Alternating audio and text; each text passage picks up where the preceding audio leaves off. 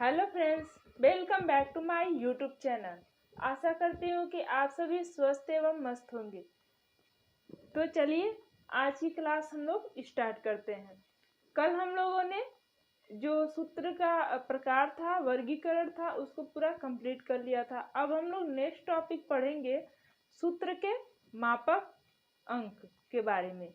यानी कि सूत्रों के अब तक तो हम लोगों ने सिर्फ ये पढ़ा कि कितने प्रकार से सूत्रों का निर्माण किया जा सकता है। तो उसमें हम लोगों ने पढ़ा इकहरा सूत्र, नॉवेल्टी सूत्र, फैंसी सूत्र और दोहरा सूत्र। फिर से हम लोगों ने रस्सी सूत्र पढ़ा, यार्न सूत्र। अब हम लोग पढ़ेंगे कि उसको किस मापक यंत्र द्वारा मापा जाता है, तो इसके बारे में। तो चलिए हम लोग आज की क्लास को स्टार्ट करते हैं। ठीक है। सूत्र का माप या सूत्र के सूचक अंक, सूत्र का जो किस प्रकार से सूत्र को मापा जाता है या फिर उसके कौन से सूचक अंक होते हैं, इस चीज को हम लोग आज की क्लास में जानेंगे। ठीक है। तो अंकों के आधार पर इन विशेषताओं का ज्ञान दो पद्धतियों से किया जाता है। जो सूत्र का मापक अंक होता है, इसको विशेषताओं के आधार पे तो मुख्य रूप से दो ही प्रकार से किया जाता है, लेकिन हम लोग इसको तीन प्रकार से पढ़ते हैं। एक अन्य पद्धति है जिसको हम लोग टैक्स पद्धति कहते हैं, टैक्स प्रणाली कहते हैं अथवा टैक्स सिस्टम कहते हैं। ठीक है। तो जो निश्चित रूप से दो पद्धतियों से पढ़ा जाता है, उसको हम लोग देखते हैं कि जो इसका जो पहला नंबर है वो निश्चित वजन पद्धति या सूत्र की संख्या है। मतलब सबसे पहले तो हम लोग देखते हैं कि जो उसका जो वजन है उसके हिसाब से और उसके सूत्रों की संख्या के हिसाब से देखते हैं कि वो उसका प्रकार। और निश्चित लंबाई पद्धति या डेनियर पद्धति, जो इसकी डेनियर पद्धति होती है उसको देखते हैं सेकंड में। तो इस प्रकार से निश्चित वजन पद्धति या सूत्र की संख्या और निश्चित लंबाई पद्धति या डेनियर की पद्धति, ये मुख्य रूप से दो प्रकार से सूत्र के मापक यंत्र हैं। इनको विशेषताओं के आधार पर बोला गया है। लेकिन एक तीसरा है जो अन्य है, टैक्स प्रणाली अथवा टैक्स सिस्टम, इसको भी हम लोग पढ़ते हैं। ठीक है। तो सबसे पहले हम लोग पढ़ेंगे निश्चित वजन पद्धति या सूत्र की संख्या। तो निश्चित वजन पद्धति में जो देखा जाता है कि जो स्पन सूत्र के माप को इस पद्धति के अंतर्गत, मतलब स्पन सूत्र के माप को अंकित किया जाता है। लाइक हम लोग कह सकते हैं कि जो स्टेपल तंतु होते हैं उसके माप को इसी के अंतर्गत रखा जाता है। ठीक है। तो इसको प्रति इकाई वजन के अनुरूप में मतलब दर्शाया जाता है। इस मतलब कि इसको जो निश्चित वजन पद्धति है, इसको प्रति इकाई वजन के अनुरूप में दर्शाया जाता है। ठीक है। यह गणना है की संख्या पर आधारित होती है। जो इसकी गणना होती है निश्चित वजन पद्धति की, वो हैक पर निर्धारित होती है। ठीक है। पद्धति का जो धागा होता है उसमें क्या होता है कि मतलब उसकी गणना जो होती है वो हैक से की जाती है। जैसे एक हैक बराबर 840 गज के बराबर होता है। एक हैक जो होता है वो 840 गज के बराबर होता है। तो इस प्रकार से इसमें देखा जाता है कि जो धागों की संख्या है वो उसका जो अंक निश्चित किया जाता है। तो उसमें देखा जाता है कि जैसे जैसे मतलब अंक अधिक होता जाता है, धागों की संख्या जो बारीकी है वो बढ़ती जाती है। और लेकिन धागे का जो वजन है वो स्थायी रहता है, वो नहीं बदलता है। क्लियर है ना।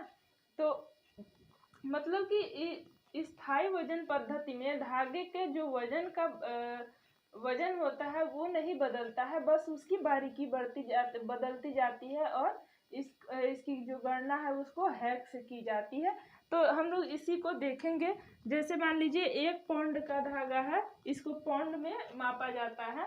तो इसका जो वजन है धागों का वो पाउंड में मापा जाता है।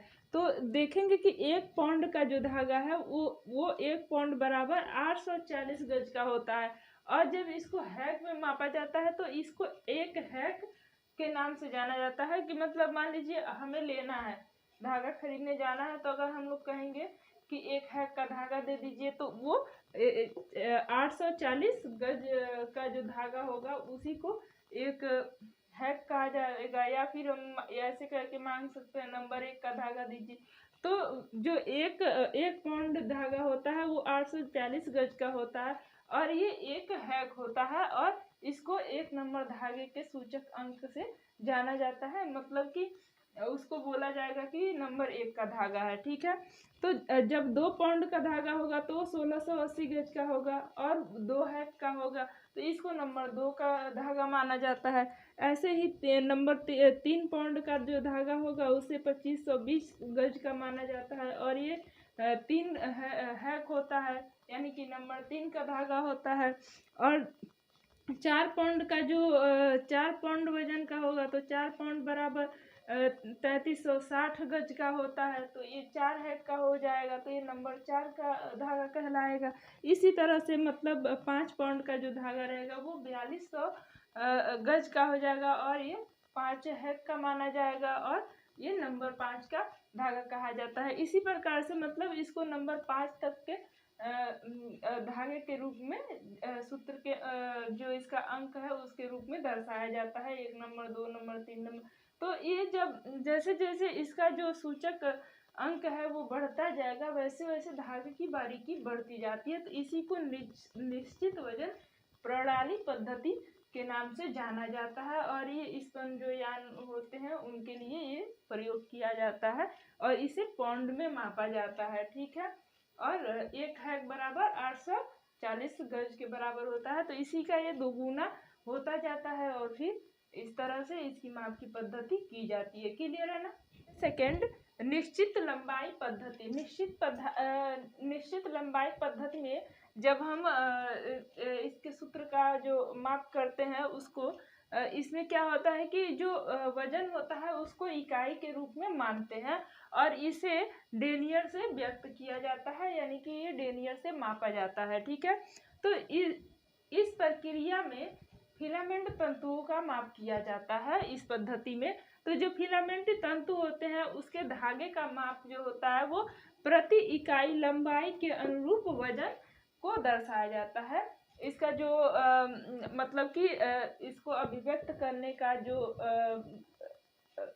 हम कह सकते हैं, इसको अभिव्यक्त करने की जो प्रणाली है, पद्धति है, वो प्रति इकाई लंबाई के अनुरूप वजन के रूप में दर्शाया जाता है, ठीक है।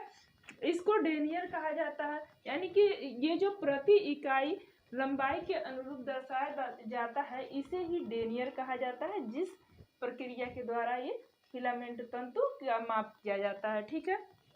इस प्रणाली में लंबाई की जो इकाई होती है वो स्थिर होती है, मतलब कि जो तंतु होता है उसकी लंबाई स्थिर होती है, बट उसका वजन बढ़ता जाता है, ठीक है। तो संख्या प्रणाली जो होती है ये प्रत्यक्ष होती है, जितना महीन सूत्र होता है उसकी संख्या उतनी ही छोटी होती है इस प्रणाली में। तो इस तरह से देखा जाता है कि जो मतलब कि ये डेनियर, जितना डेनियर बढ़ता जाता है लेकिन इसकी जो लंबाई है वो स्थिर रहती है, वजन बढ़ता जाता है। हम ये कह सकते हैं कि जो जैसे जैसे मतलब कि इसका वजन बढ़ता है तो धागे की लंबाई स्थिर रहती है बट वजन बढ़ता है और उसकी मोटाई बढ़ती जाती है, वो छोटा तंतु होता जाता है, ठीक है। तो इसको हम लोग देखेंगे, इसका जो माप है वो कैसे किया जाता है। जैसे मान लीजिए एक डेनियर धागा है तो ये 9000 मीटर होगा और ये 1 ग्राम वजन में 1 ग्राम होगा, ठीक है। और जब 2 डेनियर धागा होगा तो ये भी 9000 ही मीटर होगा, लेकिन इसका जब वजन किया जाएगा तो ये 2 ग्राम वजन में होगा। और 3 डेनियर का जो धागा होगा वो 9000 मीटर होगा और ग्राम में 3 ग्राम वजन में होगा। यानी कि देखिए यहाँ पे स्पष्ट रूप से देखिए कि वजन बढ़ता जा रहा है, जैसे जैसे मतलब डेनियर की संख्या बढ़ती जा रही है वैसे वैसे वजन बढ़ता जा रहा है, लेकिन मीटर ज्यों का त्यों बना हुआ है। यानी कि इसके जो लंबाई है उसमें अंतर नहीं आएगा, लेकिन वजन बढ़ता जाएगा और इसके जो माप हम कह सकते हैं सूचक अंक जो है डेनियर वो बढ़ते जाएंगे, ठीक है।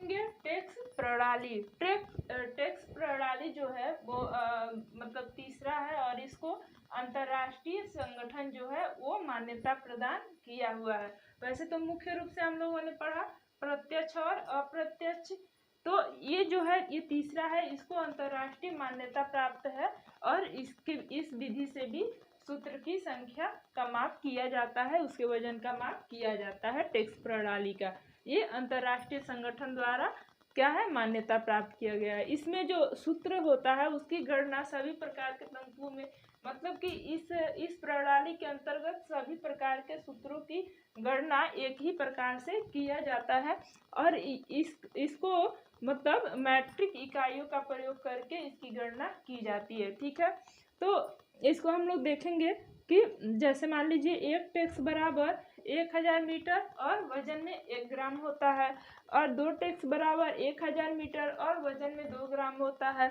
और 3 टैक्स बराबर 1000 मीटर और ये वजन में 3 ग्राम होता है। लाइक जैसे हम लोगों ने पढ़ा था कि जो सेकंड पद्धति थी निश्चित संख्या के रूप में, तो डेनियर से माप किया जा रहा था, तो उसमें वजन बढ़ रहा था लेकिन जो मीटर था ज्यों का त्यों था। ठीक उसी प्रकार से ये भी है, टैक्स सिस्टम भी है।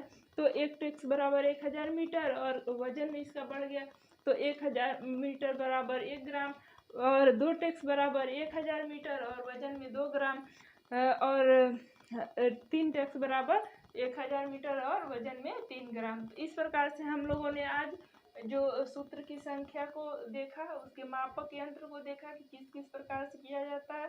तो हैक और पौंड में स्पन सूत्र को मापा जाता था, फिलामेंट तंतु को डेनियर में मापा जाता था, और इसको टैक्स में मापा जाता है। ये भी ग्रेडिंग प्रणाली ही है इसको मापने की। ठीक है, तो इस प्रकार से हमारा आज जो सूत्रों का मापक यंत्र है वो समाप्त हुआ। अब हम लोग नेक्स्ट कल के क्लास में पढ़ेंगे। ठीक है, तो वीडियो को ज़्यादा से ज़्यादा लोगों को शेयर कीजिए, लाइक कीजिए, सब्सक्राइब कीजिए और कमेंट करना मत भूलिए। Thank you for watching.